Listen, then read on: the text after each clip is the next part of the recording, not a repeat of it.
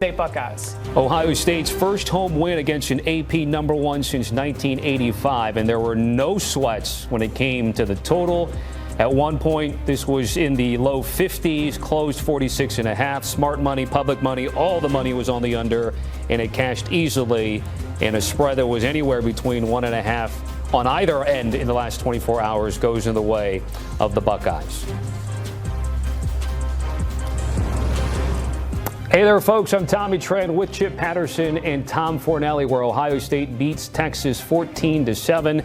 Chip, what stood out to you about this Buckeye victory today? It is the Ohio State defense. You know, the Silver Bullets, I thought they were a big part of Ohio State's championship run 1 year ago. They lose Jim Knowles. They lose not just players to the NFL, but real veteran leaders, Jack Sawyer, JTT, and many, many more. And yet, we look up and they say next man up. They really believe that they have been building out the kind of culture to be able to allow to be able to have all those players go to the NFL. And so Matt Patricia comes in. I thought he had a great game plan to be able to get Arch Manning flustered early. They must have recognized that they were going to have a big advantage at the line of scrimmage because they let that front four absolutely eat. And so for Ohio State, they did not make Julian Sayin do a lot. We are going to spend a lot of time today and for the next week and maybe for the next couple of weeks talking about Arch Manning and what did or did not happen here on this Saturday. Not a lot of conversation about Julian Sayin, good or bad, because he did exactly what was needed. He was a bus driver. He was not a fighter pilot, but as long as the bus driver gets the kids to school, they've done their job, and that's what Julian Sayin did. As long as you get to your destination, it doesn't matter how you get there. Tom, how did you see this game today? I mean, this was clearly a game where the defenses were further ahead than the offenses at this point in the season. As Chip mentioned, you know, we could talk about the players in this game. I think the MVP of this game was Ohio State defensive coordinator Matt Patricia, who was kind of flying under the radar. Obviously, the big news for Ohio State during the offseason was that their defensive coordinator from last season left to go become at Penn State. And meanwhile, Patricia steps in, who was a pretty darn good defensive coordinator for that new coach down at North Carolina, Bill Belichick, during the Patriots years. And I thought that this defense had a great plan for a young quarterback making his first road start.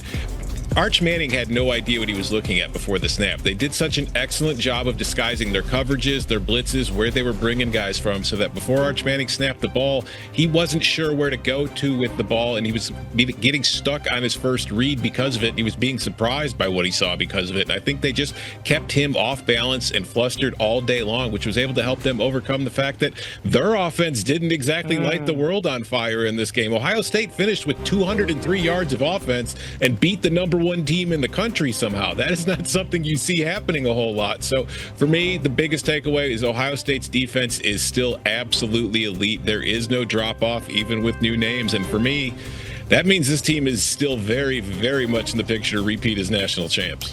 So you guys both harken on the defense, and Tom talked about Matt Patricia. Chip, how much did it surprise you that maybe after half of being inefficient on offense with Arch Manning, that we didn't see perhaps more design runs, get him something going instead of just seeing him sort of drop back and try to pass against that elite defense? Yeah, Tommy, I don't think there was much respect for the Texas wide receivers here, or there was trust maybe in those Ohio State defensive backs to be able to keep them locked up and the players in the back seven.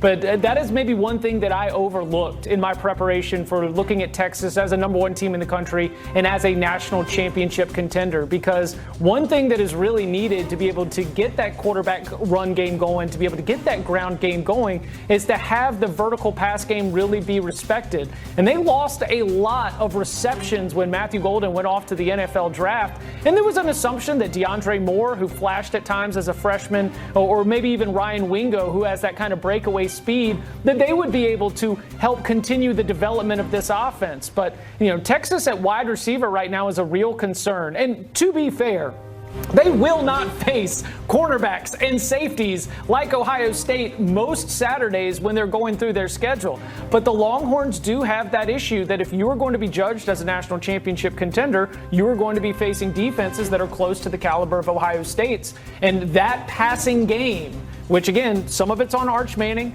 some of it's on the wide receivers, that passing game is just not going to scare a lot of opponents right now.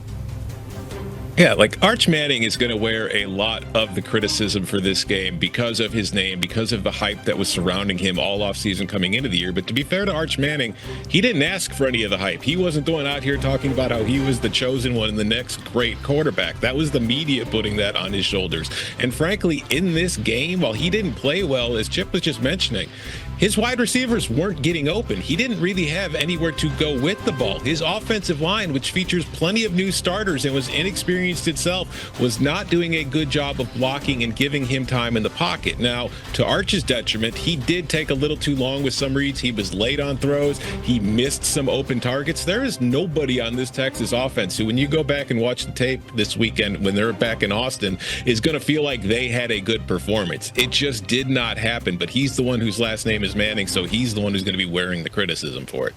And whether or not he wants it or not, he came in as the Heisman hopeful and favorite there, and then we saw his odds certainly fluctuate with how things work today. It'll be interesting to see Garrett Nussmeier, Cade Klubnik, how that game turns out, because they were next on the board at roughly 9-1 coming into this week. By the way, Texas had 11 straight road games under their pocket before this game, which was the longest active streak in FBS, and that has now, of course, been snapped. Again, just taking a look at this game, opportunities there, goal line efficiency or lack thereof, Chip, there is what we saw today at the show. Did they watch any tape of Ohio State last season? I mean, how many times did Ohio State come up with goal line stops and short yardage stops? That was something that I thought was very interesting. There wasn't just a little bit more creativity. I mean, I guess a couple of times they did break into a toss, but man, I just was a little bit disappointed. And some of that might have just been what Steve Sarkisian saw in terms of what Matt Patricia was preparing for. But the Buckeyes have made a habit in the last couple of years of being bigger and better and stronger. And when you're on the road, your offensive line, which, as Tom mentioned, has a couple new starters, you really think they are going to be blowing off the ball perfectly? This is a really tough moment for that Texas team, which, by the way, speaking of trends, Ohio State trend last year, huge goal line short yardage stops. Texas last year, a trend of not being able to get it done in those goal line red zone short yardage situations. Steve Sarkisian on the Cover 3 podcast, I have mentioned his play calling, his game planning, his scripts often. But one thing that has followed him is that when the field is spread out, there's a lot of things that Sark can draw up in the dirt and be able to go out and have his boys go execute. When the field gets small, things get a little bit more difficult for his offenses, and I think that was something we saw again here today. Tom, what do you think Sark's going to be working on this week as the Longhorns prepare for San Jose State?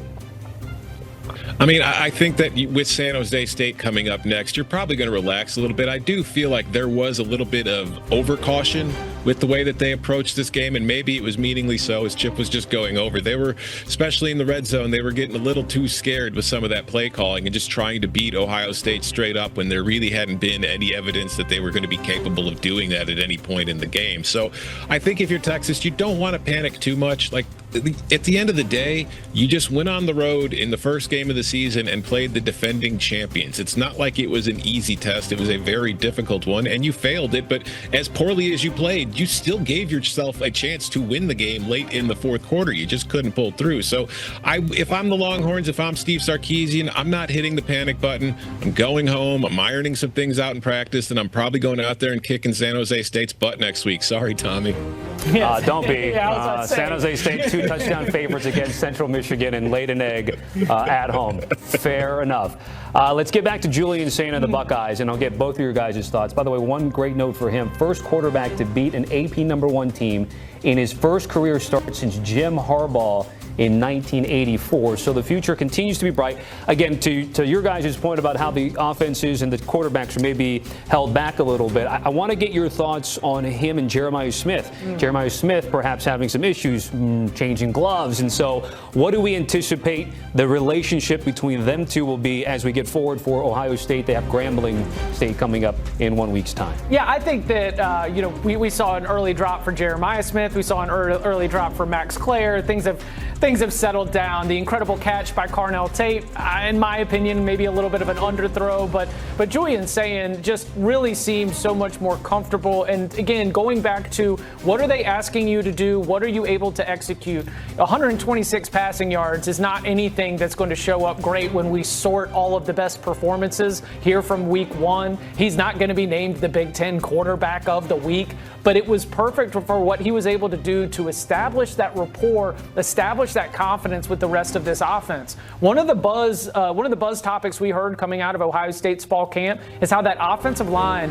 could be a strength for this team. I thought they did a great job of protecting him and not having him feel flustered, not having him really have to deal with the kind of pressure that Arch Manning had to deal with, which is so impressive when you think that Colin Simmons, Anthony Hill, we've got multiple preseason All-Americans in the front seven for this Texas defense, and yet Julian Sayin was able to be in rhythm, in flow, deliver the ball on time. Again, bumpy start, yes, but once they settled down, I thought it was a very good job of Julian Sayin of being able to just stay within himself. Yeah, if not for those 3 drops, I mean, it's not like Julian Sayin's stat line becomes a lot better, but 16 of